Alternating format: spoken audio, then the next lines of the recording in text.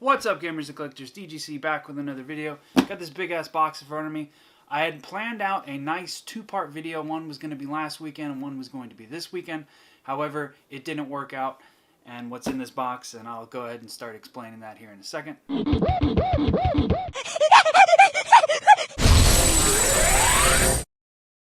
Alright guys, so I was planning out this epic two-part video of like, how much is all this crap worth and how much can I get for it at this game store? And then they were like, we don't even want any of that stuff. And I'm like, alright. So I drove all the way up there. It's like a good 40 minutes-ish from my house. So like, that's a decent drive. It's not far, but it's like annoying enough to where it's like I don't go there very often anymore. So it's just a bunch of limited edition things that I've just had chilling for like a while. So I kind of just wanted to go over these. Obviously, it was in the part 1 of that video that I did. I'll just be real quick about it, though. We got Owlboy for the Switch. They made 6,000 of these. This is the red one. They also made probably 6,000 for the PlayStation as well, which was like a blue variant, but same thing, just PlayStation version. Got that. Then we have a nice minty copy of Bravely Second End Layer. This is the North American version, so it didn't have the pins and everything, which was kind of lame. I remember when that came out being like, well, why does Europe get the pins and we don't? Not that I ever used the pins, but it's like, you had, like, when limited editions get things that other ones don't get, like other regions, it's like, wait, they're probably getting produced in the same factory. So you're going out of your way to take stuff out of one limited edition. Even if they're not getting produced in the same factory, the same schematics are going to the factories. And then like the section in the box where the pins would go, they're like, nope, cover that up. Like, what's the point of that? Why do we still in 2023 have different limited editions other than the languages being different? Like, that's the only thing that should be different between regions. That was a big thing during the Wii U era. Like, they got the cool Bayonetta over there in Europe.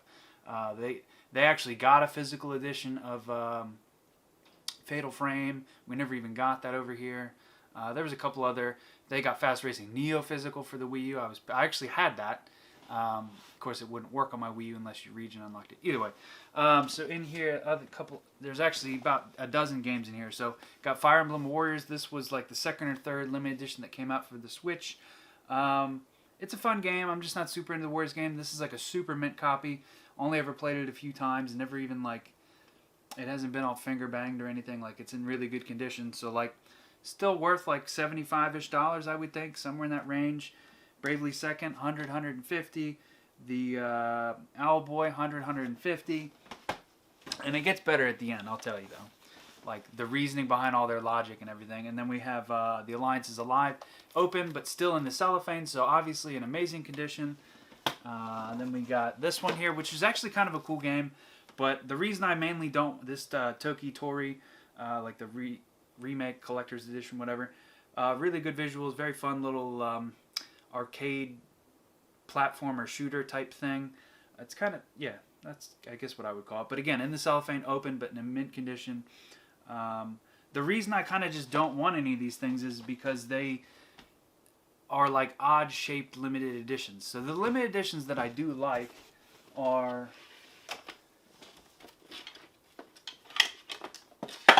like stuff like this, like the Gears of War limited edition. Very simplistic, comes with like some postcards and some artwork, maybe a little book or whatever, art book or that kind of stuff, and then like it still just fits with the rest of the crap, and then it doesn't look out of place like some of these weird shaped boxes. Like some of these I'm gonna pull out of here are just like super weirdly shaped. Here we have, this is fully sealed. This is Danganronpa, which is like a shoot 'em up. The card, this is a limited run game. The card's in here somewhere. And we got a copy of Bravely Default Collector's Edition. Now that I'm like looking at these two Bravely games, I don't know that I even want to get rid of these two because they are good ass RPGs. And this took me forever to find. I actually ended up getting that for free if you've been following the channel long enough. That came from Puerto Rico, and then it got unfortunately semi-damaged on the sides. Oh god. Because the guy shipped this in a giant bubble mailer. And like I paid a good price for it. Like I think I paid him $70-ish. It was probably 4 or 5 years ago. And like I thought it was a fucking steal. I was like, oh my god, this guy's an idiot selling this so cheap. And it didn't have these damages when he sent it, or like in the pictures or whatever. And then when I got it, it was in this big ass bubble mailer. It's in one of the older pickup videos. But yeah, so he ended up just like, here you go, dude, it's free. That's my bad. And I was like, okay, I'm good with that. Here's a game that I did not like at all. Well, not at all, but it's not a great game. This is Gekaido Kintaro's Revenge. So this is kind of a cool thing. It's supposed to be like a giant GBA box, but like, does it have to be that giant? Like, couldn't it have been like that big to where like it would still fit near Switch games instead of just being like, this is a pretty standard, this is an IKEA shelf, and like, it's literally not going to fit in there. So it's just like, I don't know.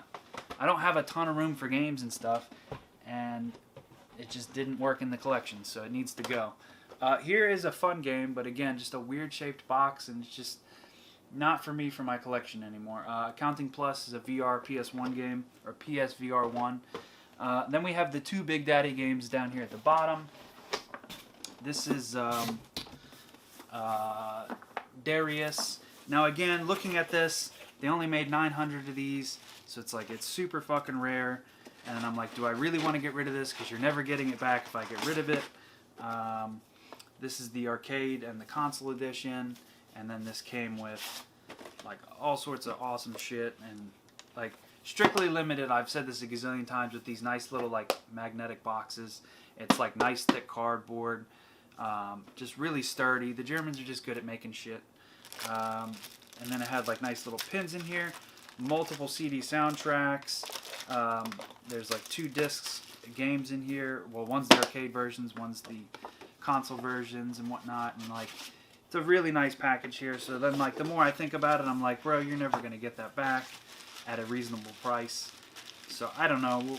I'm thinking about that one too. Like the Bravely's, and then this one specifically, and then this next title. I'm just like, if I get rid of these, I'm never getting them back. Because like, there's just a certain cap to games that I just won't go over, like as far as money, like just not wanting to go over them.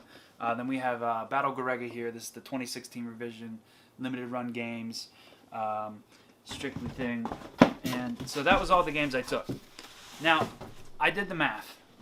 All this stuff is worth roughly, I would say anywhere in the range of 900 to, let's say 1600, somewhere in that range, depending on how they feel the condition is. I only wanted straight up just store credit. I didn't want a single physical dollar or coin from these people. I just wanted straight up store credit so I could trade it in for a shit ton of NES, SNES, N64, Genesis, you know, not crappy PS1 games, but like cheaper PS1 games, your Crashes, your well, Castlevania's not cheap, but it's not super expensive, but it's not super cheap either. But, you know, just like your basic games that I could just get and play and enjoy again, and that kind of stuff. You know, your random NES games, random SNES games, that kind of stuff. Because, you know, $1,000 to $1,500-ish, somewhere in that range would get you, not as much as it used to, but it would still get you a fair amount of you know, loose cart games and stuff. And I took it there last Sunday, and it was afternoon time, so I was like, well, if I do take the cash offer, if they offered me that much, you know, I would have taken it had they been like, all right, well, we'll give you $1,000, because, you know, it's a store, they got to make money, I get it. So if they had said that, even like, I was even honestly saying, like, if they went to $800 or $850, I still probably would have done it, honestly, just because I want these gone. Thinking about it now, it's like that wouldn't be a good price. But either way, so he goes, well, we can't do that till the manager's here. And I was like, well, I wish I had kind of known that. That's kind of on me for not calling ahead of time. But it's like, why would you not be able to take stuff and trade in? I don't know. It is what it is. Store policy, whatever. But I'm not going to name the store because it's, if you live in the DC, Baltimore area, you probably know the name of this store because it's really one of the only retro gaming stores around here. But yeah, so I went, and then I think it was Tuesday around 10ish in the morning. The manager finally calls me and he goes, "Oh, hey, hey Alex, we see you've come here all the time. You've spent a lot of money here over the years, and blah blah blah blah blah." Just kind of buttering me up. And I'm like, okay, cool. Maybe he's gonna make me a really good offer then, because I'm such a loyal customer and I've spent literally probably, if I had to take a guess, I'd say I'd probably spent at least $3 or $4 grand in that store, which I guess in the grand scheme of things isn't like a lot of money, but like, I don't know, it's like kind of a lot of money to spend at like one game store, like over the last, like, let's call it 7-ish, 8-ish years since I started going to that store. And you know, I'm not saying I'll never go back, but I'm definitely like slightly irritated, and I'm sure somebody's typing in the comments, oh, you shouldn't be irritated at the store that they didn't want your crappy games. I don't feel as if these are crappy games. Alright, I'll give you that this is pretty niche, and probably this. Like, I'll give you that these are probably, like a PS1 VR limited edition is probably a pretty niche thing. I'll give you that. And then this, but at the same time, you Switch collectors are fucking nuts. Like, just absolutely nuts about collecting shit for the Switch. And this is only worth like 40 or 50 bucks. It's like, how long would that sit there before some Switch guy came and he's like, oh, well, I gotta have that one. So either way, it was just kind of upsetting. That was, you know, it just is what it is. That was going to be part one of the video, and then I even had it like detailed out on like what the eBay prices were, and like I went MC Mur with it, and I was like, this is how much it's worth, and blah blah blah blah blah blah. Really like put some time into this video, and then he shot me down. So it is what it is. That part one is gone and deleted forever. As far as pickups go, though, I've been doing some pre-ordering of games, and then I wanted to talk about a couple games that I've been playing. I'm going to try to keep this under 20 minutes. We're already at about 13 minutes. So pre-order wise, well, I guess technically I did pre-order this and then it came in the mail. I did get Metroid Prime from Amazon, the remastered. I ordered the digital version day one. This is in competition for second place in my top 10 favorite games of all time, versus Halo Combat Evolved. Number one favorite game, leave a comment down below. You probably know what it is if you've watched long enough. But number two is definitely a very even tie between Halo Combat Evolved and this, just because they were my two like favorite teenage year games. There's a lot of memories playing this with my childhood best friend, just like going through all the boss fights and finding all the mission expansions and the health expansions and just all the visors, and just the music just really does something for me when I hear just all of it just brings me back to a better time in my life, honestly.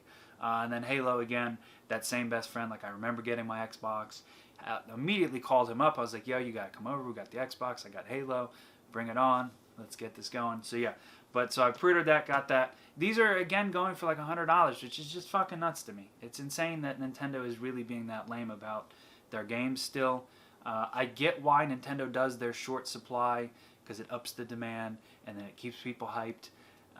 As an adult now, I'm kind of over it. I'm kind of fucking over it, Nintendo. Like, it's just getting old at this point. Like, I'm just over it. There's no reason that Metroid, which is one of your less desirable franchises, but everybody who like plays, everybody who would like watch a YouTube video about gaming knows who Metroid is, I guess is the best way to put that. Not everybody who plays video games will know who Metroid is, but like a hardcore gamer who watches shit on YouTube about video games knows who Metroid, or Samus is for that matter, and Metroid the series is.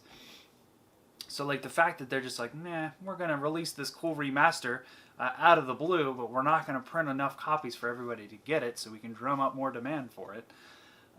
Whatever. So I got that, and then actual pre-orders going on. I'm missing a few, sorry, my nose is like super itchy. I'm missing a few amiibos still. I would say I'm only going for the North American stuff, and then I kind of excluded the Monster Hunter crap. No offense to Monster Hunter fans, but it's just like, meh. Just Nintendo stuff, and then like I have the Diablo one, and I have the Demon Souls one, or the Dark Souls one, whatever. I have those random ones, but the Monster Hunter, like that's where I drew the line. I was like, I don't want those. So I'm still missing a few, like I think 2 more Zelda ones I'm missing out of the Zelda line. I think I'm missing 2 out of the Mario line. I'm missing 2 of the Player 1 amiibos for the Smash Bros. Line. I forget which 2 I'm missing. So all in all, I think I'm missing like 6-ish amiibos out of the entire set other than the Monster Hunter crap. So I pre-ordered the Twilight Princess amiibo, which is the GameStop exclusive. Finally got a copy of that. If anybody still needs it, it is still up as of recording this on April 2nd for the very fair price of $16. And then I also pre-ordered, and I've been dying to get this one because I love me some Toon Link. That's one of my mains. The Toon Link and Tetra amiibo bundle pack, which is $30. It was on Target. It has now since sold out, which kind of sucks. But I did get that for $30 versus the $150 that it's been going for since, when did that originally come out? I guess that would have come out with Twilight, Breath of the Wild. I don't know when that originally came out, to be honest. It was probably with Breath of the Wild. And I just missed it and then didn't want to pay that much money. But I finally got a copy of it. Well, it'll be coming. And then the last thing that I pre-ordered was this actually just got released, and they are still up for pre-order for indefinitely until it launches, because it's more of like a pre-order, fill it by demand kind of thing. On retrogamingcables.com, they finally have begun producing, or I guess they're probably just producing would be the right word for it, the component cable for the Dreamcast. So again, any fans of the channel for a long time know that I have all the SCART cables, and then if SCART isn't the best option for that console, then I therefore have the component cable for Dreamcast, PS2, well now the Dreamcast, Xbox, GameCube, and the N64 as well, which works with the SNES one because it's modified, but whatever. So I finally got the Dreamcast one pre-ordered. It is $80 to get it shipped to America, like with shipping. Kind of pricey for a cable, but the convenience of being able to just hook it up to the CRT and or my FrameMeister, and then I believe the cable will just switch between the two frequencies of 480i and 480p, and then it just like converts it to 480p somehow, and then with my FrameMeister it'll convert it into 1080p, which is better video quality for future videos. So I'm super excited about that. Cannot wait to get this cable. I think it comes out in, or will ship sometime in May. Let me see here. Yeah, they will ship in May 20 this year, so April. So I don't know, sometime in the next, let's call it 45-ish days, I will have this cable. So that's fantastic. As far as digital games that I've gotten, and then what time are we at? We are at 19 minutes, so I'm cutting it close here, but I'm trying to keep it short. I got Elder Scrolls Online for the PC. Just kind of wanted to delve into an MMO. I've only played it a little bit. I just created the character and then kind of walked around the world a little bit, and that's it. Haven't delved into that too much. I know there's a lot of DLC packs and that kind of stuff, so I'm kind of excited to play that, because I'm just like, I love Skyrim, but I really love Oblivion. So like I've been like straight up jonesing for some Elder Scrolls since Oblivion. So like, what was that, 06 when that came out, 05, 06? Yeah, it was like 06 on the 360. That's where I first played that, and what was that, like 13 years ago when I first played Oblivion. So I'm just jonesing for some Elder Scrolls, so I got that. Then I got Resident Evil 4 on the PC. The reason I didn't get it on PS5 is because the VR support is not out yet. It's not ready yet. It's not going to be out till like the fall maybe. And then I will probably rebuy it at full price, honestly, just to play it again in VR, because it'll probably be fantastic in VR. Then the other thing that I pre-ordered was the $100 edition of Diablo 4 on the PC. I kind of regret pre-ordering it because you could, on Blizzard, and I was not aware of this, is kind of scummy of me, but kind of not. I was just going to cancel the pre-order after the closed beta stopped. You can't do that. Was not aware of that. I mean, it is what it is. I was going to buy the game regardless, but like, I don't know, Blizzard just chilling with my $100 is like, I don't know. To me, pre-orders are kind of, that's an old-timey thing. If you still pre-order games, it's kind of silly unless you're really looking forward to the pre-order bonuses and this and that. But then they're not even physical things anymore. Like, or typically they're not. And then even when they are, like, for example, and it's over here, up there, my Fire Emblem Echoes limited edition that I got, and I was super hyped for that game, and I liked that game. I pre-ordered it, and it came out with, there was a aluminum sheet, like poster kind of thing, and it was like a real, like, not thick, but like thicker to where you couldn't bend it, kind of like aluminum poster. I pre-ordered that bitch 3 months before the game came out. I was all excited to get my little Fire Emblem aluminum poster and whatnot. They fucking gave my poster away because I got there at like 6 o'clock in the afternoon. Like, fuck you, GameStop. There was just too many times where GameStop has fucked me in the times over the years to where, like, I just don't even go to GameStop anymore. I really don't, because one, the store's just filled with stupid Funko Pops. And again, if you're into that, that's cool, but this is a gaming channel. I'm not into Funko Pops. And it's called GameStop. Like, you stop there for video games. You go in there for video games, not Funko Pops. If they're gaming related, then okay, sure. But you just have, at least the ones in my area, I don't know if it's everywhere, but there's just like a whole wall of Funko Pops. I want a wall of retro games at my at GameStop, not Funko Pops. Like, GameStop has truly run themselves into the ground, and actually apparently they turned a good positive quarter for once here recently, but either way, in my mind, they've still run themselves into the ground, and that's on them, and I really don't care if they fail at this point. That, and then my Devil's Third, they ended up opening up my pre-order copy of Devil's Third, which, again, I was going to open it regardless, but, like, you don't think I want to open up my pre-ordered game? You opened up my new sealed game? The fuck? So, like, honestly, I haven't been going there since that Devil's Third fiasco, which I, like, flipped out on the store clerk, and he's like, it wasn't me, and it's like, it doesn't matter. You opened a pre-ordered game. Like, I paid for a new copy of a game, not a opened copy of a game. I know it happens to MC Mur all the time. Like, he'll get shit in the mail where it'll be like, he ordered Metroid Prime. This happened in one of his videos like a little while ago, and he like got a disc-only copy or some shit, and it's just like, what the fuck? That's not a new copy. That's a fucking opened copy. Unless it's cellophane with the Y-fold, it ain't a new copy anymore. Sorry, a little side rant there. But yeah, pre-ordered Diablo, played the closed beta, didn't play the open beta because I was busy playing Resident Evil 4. I'm on Chapter 12 of Resident Evil 4. The game's phenomenal. It looks fantastic. I have it basically maxed out on my 3080 Ti. And then I have a 21x9, the new Alienware monitor that just recently came out. It's got HDR and all that shit. So I can almost just about max it out and still get a decent frame rate. So it's cool. It's a fantastic game, but it's been a good 15 years since I played Resident Evil 4 on the Wii. And then it's probably been damn near a good 20 years since I played it on the GameCube. So I like vaguely remember the story, but I kind of don't at the same time. So like when I get to these locations, I'm like, oh, this is a cool looking location. The very beginning of the game is a little bit different. Like the very, very beginning, like 10-15 minutes of the game, like the tutorial area is kind of different. But not much, like just a hair. Then there's a part where you play as Ashley in the game. I don't remember if that was in the game or not originally. I don't think it was. It was kind of lame, but whatever. And then there's a few, and then the train card area. I feel like that might have been in the game, but I don't remember if it was or wasn't.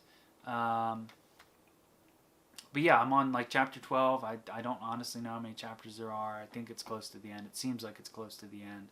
I'm having a blast with the game, though. It really is fun, and I can't wait to play it in VR on the PlayStation VR 2. And that's another thing that I've just been playing a shit ton of. Gran Turismo 7, and then just a couple other random VR games. I got to get back to streaming. I was doing good there for a while, streaming some stuff and whatnot. If there's any games you guys do or don't want me to stream that I've mentioned, or other games that I have and you do want to see, be sure to leave that in the comments down below. Where have I been for the last couple weeks, other than last week's fiasco with the trade-in thing, and then I didn't actually make a video out of that. I bought a really old Audi, and by old I mean 2006, so it's pretty old. It's like a 16-year-old car, so like old, somewhat old in car standards. It has relatively low miles. It's going to be a good car once I get it all fixed up. I bought it for $500. It needs kind of a decent amount of work. I've already done most of the work that it needs, and it'll be a good running car. It's a manual. It was driven by an old ass grandma. It had all the service done at the dealer, so I'm only the second owner. So it's going to be a good little beater car for me. Plus it's an Audi, so it's like kind of nice-ish. Doesn't have a touchscreen or any of that shit. It's still got the old school radio and whatnot. So actually, I bought one of those tape cassettes that has the auxiliary cord that comes out, but it's weird because you can actually hear the tape player going, and it'll be clicking and shit while you're like listening to music through your phone or whatever through the cords. It's kind of ghetto, but whatever. And I could swap in a nice little head unit that I found that's like Android auto stuff and whatnot. But I don't really want to spend any more money on that car. But so that's where I've been pretty much every Saturday for the last, like, I would damn near say it's been 8 or 9 weeks at this point, just every Saturday fixing shit on this car. Was it last weekend? Yeah, last weekend I got the AC running, got that fully charged up, so that's working real good. The reason the lady got rid of the vehicle, well, the husband technically did, but it was her car. Well, their car, but she was the driver primarily. She ran into a boulder, and then it destroyed the control arms on the right side. It destroyed the bumper, so I had to go to the junkyard to get a bumper, and then I had to get that painted. So the front of the vehicle looks nice, and then all the other sides of the vehicle don't look great, because then, like, it's the same paint, and they did paint match it, but the other paint is 16 years old, so it's kind of faded and shit. So I need to buff that out, polish it, wax it, do all that shit. Plus black paint is like impossible to keep nice. But it'll be a fun. It's been a fun little project, and it will be a fun little project to kind of get this car up and running. And I guess if you weren't aware, I am a mechanic by trade, and then also I'm just a car guy as well. That's my other hobby other than video games and computer stuff. And then YouTube for that matter, I guess. But so yeah, I've just been working on that car. I plan on buying some coilovers for it, just slamming it on its nuts, and that's probably the only thing, and then some tint, and then that's the only thing I'm going to do to it. But I got the AC working. I need to do the lower control arms on the right side, and then all the control arms on the left side. I still need to do all the bushings, or not the bushings, the axle boots on the left side. Just still a lot of work that has to go into it. I cleaned the full interior. It's real nice. There's no rips in the leather or anything, because again, it was like a grandma that owned the car. So it's in really good condition, and it should last me quite a while. It's going to be, and it actually surprisingly gets like 40 miles to the gallon, which is fantastic. So yeah, that's kind of what I've been doing. I've been fiddling with this car and just trying to get that up and running, and then I don't have to drive my baby as much, and then I can just let her chill in the driveway. But yeah, so that's kind of what's been going on with me. Sometime in the next couple of weeks, I'd like to say 2 or 3 weeks, the car will finally be done, and then I can really just use that car to be going to flea markets, yard sales, whatever, what have you, Craigslist deals, Facebook deals, that kind of shit, just like the channel used to be, and build the collection back up. I want to try to, like, you know, buy lots and then take out the things that I want and then flip them, and like I kind of want to be fair about it, so like other people can enjoy the hobby as well. So like I'll buy a lot and take out Kirby or Yoshi or whatever, that kind of shit, and then flip the lot for, like, you know, not a rip-off price, and like spread the joy, so to speak. But so that's kind of where I'm going with things. But we are at 30 minutes, and I tried to keep it at 20, but that didn't happen as always.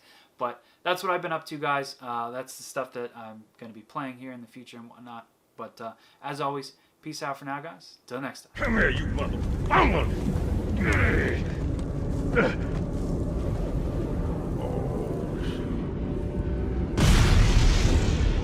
This is it, baby.